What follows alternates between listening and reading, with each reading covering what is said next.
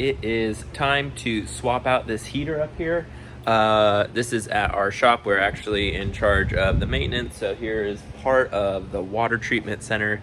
And what we're replacing that heater with, it's about 10 or 15 years old, is right here, this Mr. Heater Big Maxx. It is the 80,000 BTU version. And what we have to do first is to swap it over from natural gas to propane. So it comes with a little conversion kit, so it will operate on either. And what it entails is just swapping out on here. There's a few orifices on those that you have to switch for the propane. And then also down here, there's a spring that we are going to go ahead and swap. And then we can get that one taken down. This has brackets that'll go on top. And we'll be able to hang it just like that one and keep this room from freezing, as we have some cold temperatures and snow on the way this week. So we're trying to get this ahead of the storm. So let's get started. So once you remove those 4 screws, you just pull on this and that'll tip back and you will have access to these. We have a new bag for the replacements, and then right here is the cap that we're going to be taking off to swap out the spring, which is provided in here. So we'll go ahead and take care of both of those, and this will be ready to be hung up.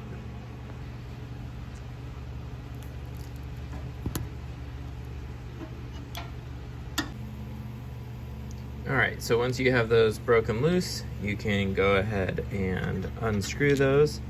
It's probably a good idea just to keep them so that you can convert it back if you need to for any reason, or if the building you're in switches. Our shop actually has natural gas, but out here in the water tower building, we have just a propane tank running to here. So that is the reason for the switch, but we're gonna go ahead and get these new ones installed, and then we'll be able to move over to the regulator. One thing I like to use when we're doing stuff on gas lines or propane stuff is this thread sealant. You can see they used some type on here, so that just kind of keeps everything and prevents leaks. So it's a good idea if you want to toss some of that on there before you thread these back in. All right, and just a quick word of advice, do not over tighten these. So down here we snapped one off, so just get them in until they are tight. Luckily the kit has extras, so we will remove that one and continue on our way. But yeah, you don't need to go super tight, and then we will wipe all of these off after they're installed, and we'll continue on. All right, sorry for the noise, the pumps are on, but we have removed the old spring. So this is what came out of it. So you have your initial cap, it's got a gasket on it. It's got the part that holds down the spring, and the spring, this one was for natural gas, and we will be replacing it with this one. And we'll screw this one all the way down and then back it off 1.5 turns, and then put the cap back on. And then the conversion will be complete. So the spring just drops right down in there, and we put this smaller black cap in, just like that. And we will use our flathead to screw it down all the way.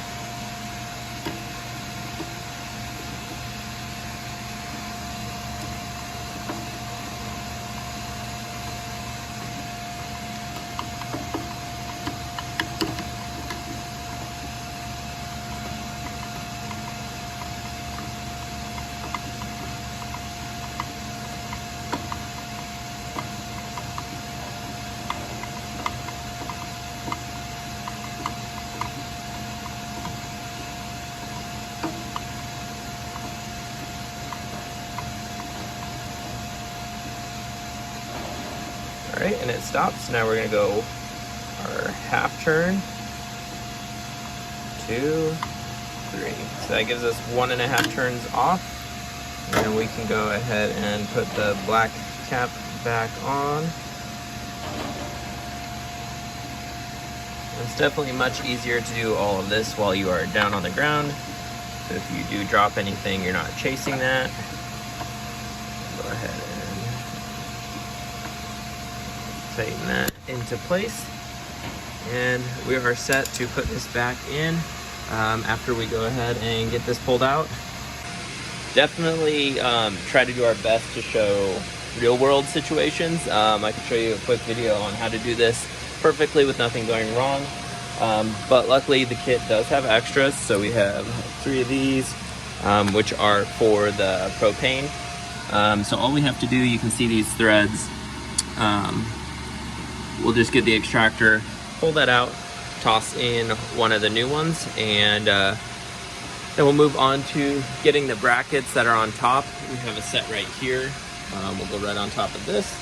We'll be able to use those threaded rods and get this thing up into place. Because this is a commercial property and not just something in our backyard, we are having a local guy come and do all the connections. They work here in the complex with us as well, so they do heating and cooling, and they're licensed, and that way it prevents any mistakes or liability issues.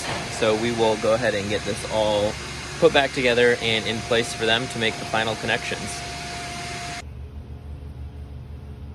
All right, and so we were able to use the extractor to get inside that fitting and pull it out. And so now we will go ahead and install a fresh one and not crank it down so tight.